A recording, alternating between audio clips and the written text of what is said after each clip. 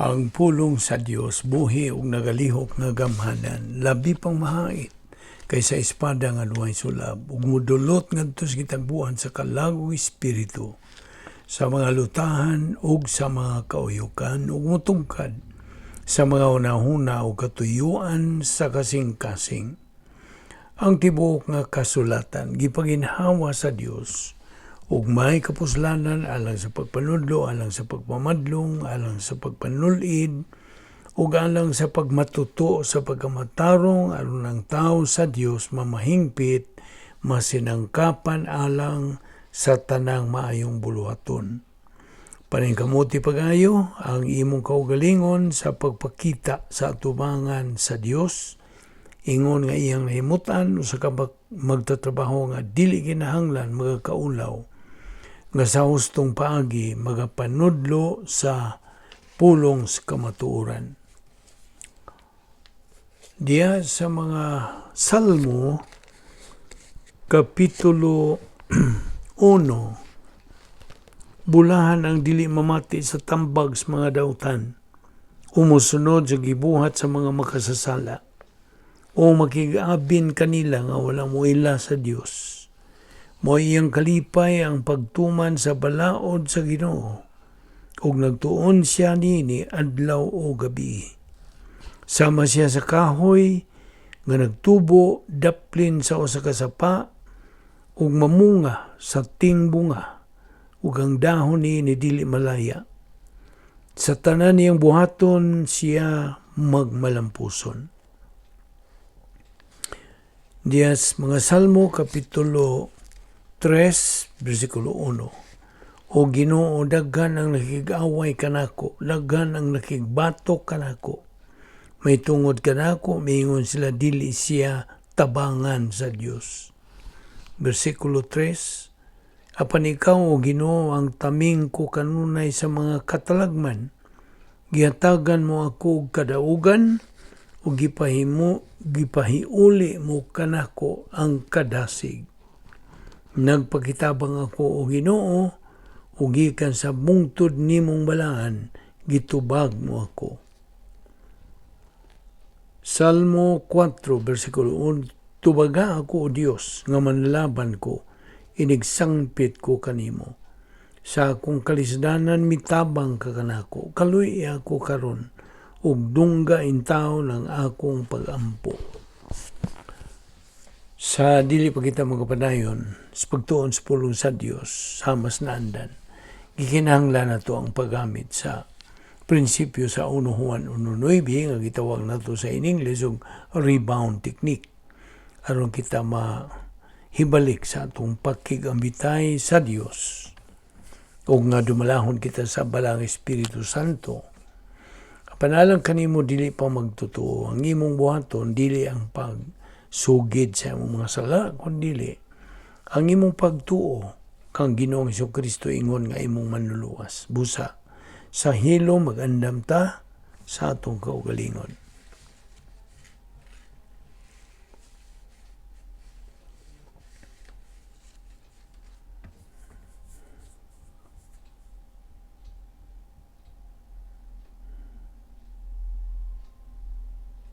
Amahan ng langit no, nagapasalamat kami kanimo nastanan ni lain no sa mga adlaw nga imong gipadangat kanamo uban sa maayong panglawas o kalanti pa sa among pangunahuna. Kini gumikan lamang sa imong gugma, imong kaluoy, imong grasya, nga dili gani kami takos nga mabuhi pa panikaw.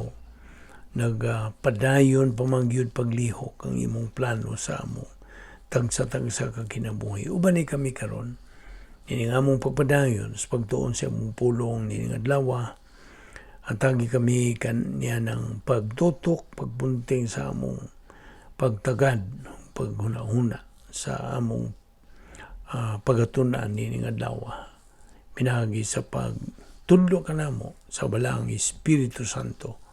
Salamat ni among Bible Study pinagi sa YouTube. Kining tanan among gipasalamatan sa ngalan ni Ginoong Hesukristo. Amen. Maayong adlaw sa tanan natong mga subscribers, mga higala, atong mga igsuon nga mga magtotoo. Padayon kita sa atong gibiyaan nga hilisgutan nga taud-taud na ang Christian suffering. Okay? Mo padayon kita sa atong gibiyaan sa miyaging higayon. Okay, abli pareho ang imong Biblia diya sa 2 Korinto Kapitulo 7, versikulo 8 ngadto sa 10. Okay? Now,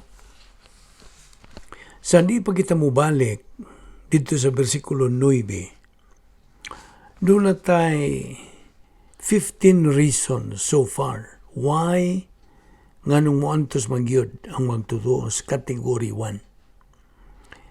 Now, here is point 16. Sometimes, anay mga magtutuo who are under direct satanic attack sa kinabuhi. As was Job. Ingon sa nahiaguman o nagian ni Job.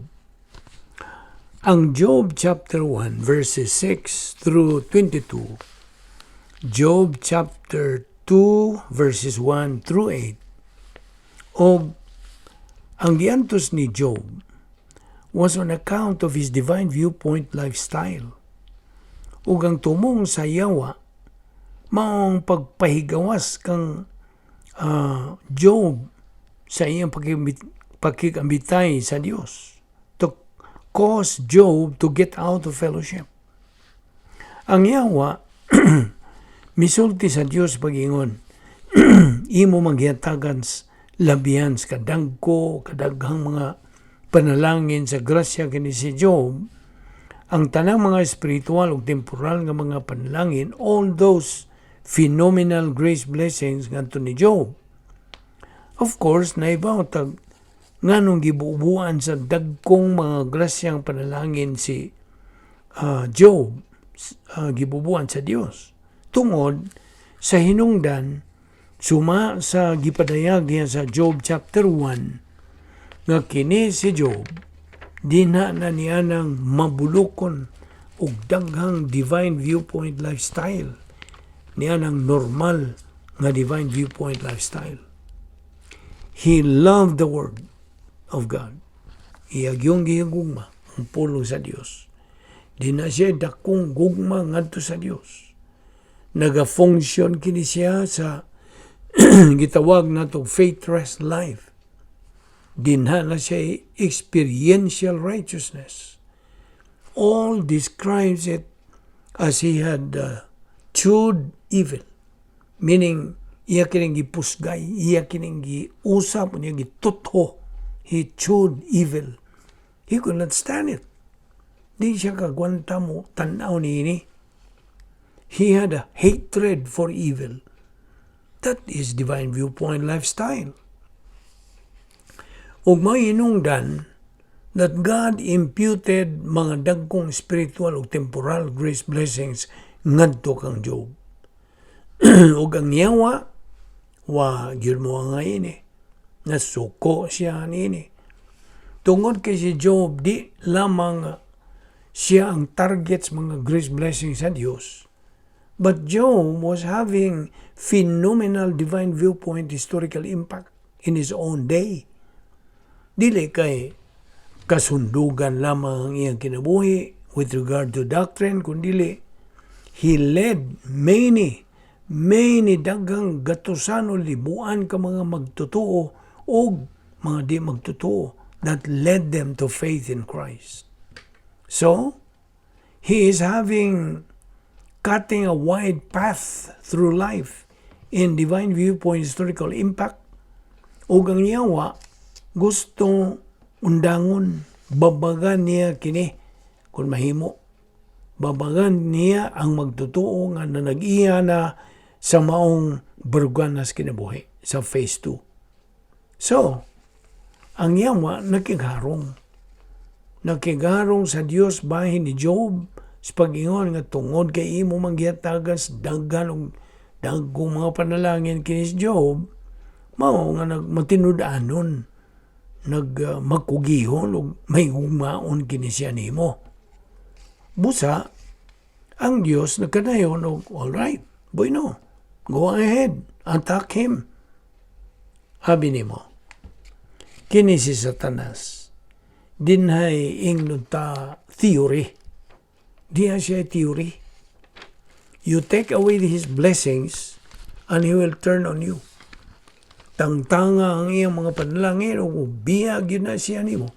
Matod pa ni Satanas ngadto sa Dios. Natural, nahibaw ng daan ang Dios nga dili gyud mo biya si Job kaniya. Omnisciente gud siya. Misalig ang Dios ni Job with that kind of attack. Because Job's life mao ang pulong sa Dios. His first sphere of spiritual happiness, dili gyud mataraw, unshaken. Busa, tuod man, giatake kini siya. And he did not run around og mingog, the devil is after me, the devil is after me. Wa siya mo ingon niya na. Ang objective good sa yawa, mao ang pagguba, pagdaot ni Job, o sa pagpagawas niya sa pagkikambitay sa Dios, o sa pagpugong niya sa pagpadagan, o pagpadayon sa pagfunction with the faithless life. O mao, sa kahapon niya na, he murdered his 10 children and destroyed all of his wealth. O niya, mga pila ka adlaw human niadto, he took away all of his health, ang iyang panglawas. He had skin ulcers, gikas nganto siyang lapalapa. Logos na, gani din nagis Job makatindog. He could not stand, he could not sit. Di na makalingkod. Di na makalakaw or lie down. Could not do anything without pain. Skin ulcers from head to toe. Boil, mga hubag. Iyang gikiskisan kini, he tried to cauterize them and skin them off. Ug mao nga ang iya mismo asawa miingon niya, why don't you curse God and die? What a wife. Di na asawa nga winner.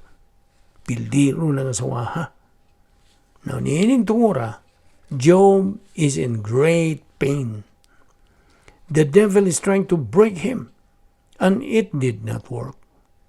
Usahay ang usa ka magtotoo is under satanic attack in life. That is category 1 suffering that we are talking about. Job 1, 6-22, Job 2, 1-8. Sometimes, the believer suffers because the right man or the right woman in marriage operates with human viewpoint, as did Job's wife. Naman na sa Job chapter 2, verses 9-10. I just made reference niya na, why don't you curse God and die? Kung kita nahibaw nga, kadto human viewpoint nga sinultihan. Tungod kay miingon kaniya si Job, you're talking now like one of the mga kwanggol ng mga babae nga musulti ingon niya na. Now, what shall we receive imputed grace blessing gikan sa kamot sa Dios ug dili makadawat og category 1 suffering as well? After all, nahibaw ang Dios sa iyang gibuhat. All relationships in life kanunay gyud ni silang nagasalig. They are dependent. Whether it's the believer's relationship with God or tawhanong relasyon diha sa kaminyon, diha sa panimalay, o sa patigayon, o sa edukasyon, o sa medical or social life, whatever they may be. Ang tanang matang sa relasyon, nagalambigit og duha o labaw ka mga partes, o busa nagasalig kini sila sa malampusong spiritual life of both people. And therefore, all it takes is one to fail, and the relationship is breached, bungkag. Bungkag yun. Busa, Kung ang tukmang lalaki, right man, or as in this case, ang tukmang babae, the right woman, operates with human viewpoint, their mate is going to suffer. Naman as Job 2, 9, and 10. O diyan sa Genesis 12. We see the same thing. Kung kanto siya Abraham, who misled Sarah, tell them you're my sister, not my wife. Just tell them, have the truth. Sulti lang na sila katunga tinuod. Ayaw sila sultig, ako kang asawa.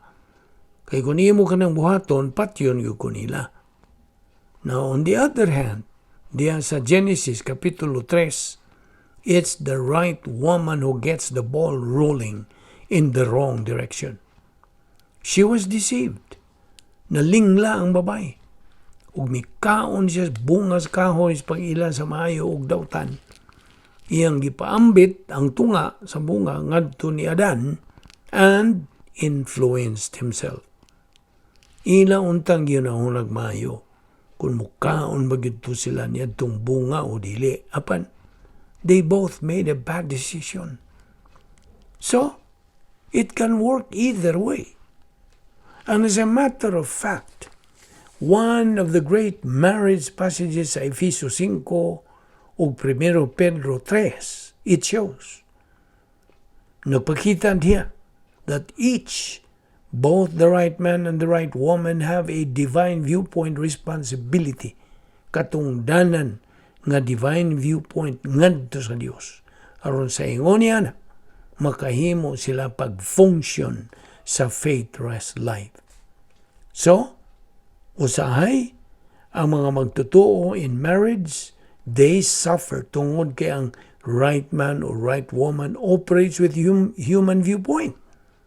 O kung silang duha out of fellowship, none, they can share the misery sa Diyos nung pagpantun together.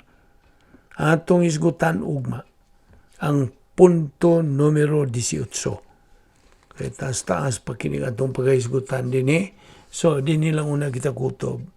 O ayaw sipya sa pagsunod ni adaw-adaw. Magampo ta. Amahan na mong langit nun. Salamat ni ining higayon sa among pagpagkikumbitay kanimo sa among mga pulong ni ining adlawa. Inaot nga kiniwahimong dugang nga panalangin sa among kinabuhi. Salamat ni ining among Bible study through the YouTube. Kining tanan among gipasalamatan sa ngalan ni Ginoong Hesukristo. Amen.